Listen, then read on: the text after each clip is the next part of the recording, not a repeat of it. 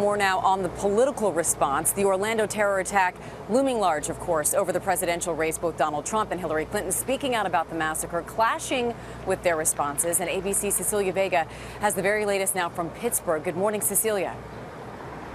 Amy, good morning to you. Two candidates, two very different messages about terrorism, about Muslims in this country, even about who is best for the gay community. The one thing that is clear, what happened in Orlando now looms front and center over this race for the White House.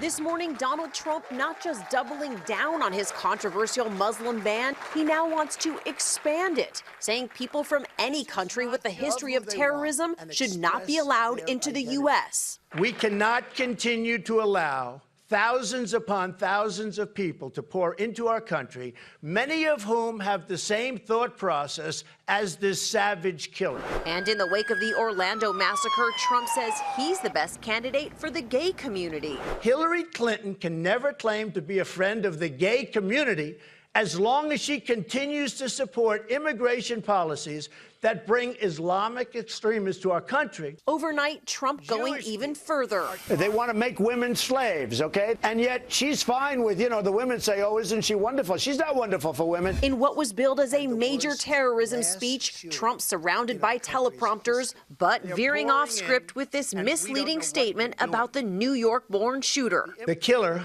whose name I will not use or ever say, was born in Afghan, of Afghan parents, who immigrated to the United States.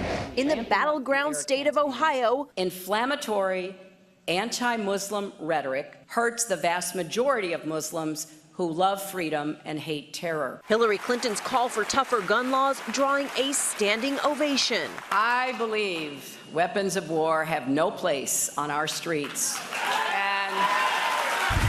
Trump's latest target, The Washington Post, revoking the paper's press credentials and calling it, quote, phony and dishonest.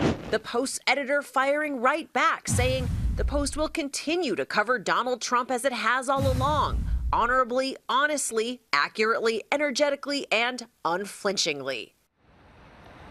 And Hillary Clinton and President Obama were supposed to hit the campaign trail together for the first time tomorrow. That's following his big endorsement of her. That trip has since been postponed, and we now know that President Obama will be headed to Orlando on Thursday. George, we understand that he will be meeting with victims and their victims' families. Okay, Cecilia, thanks very much.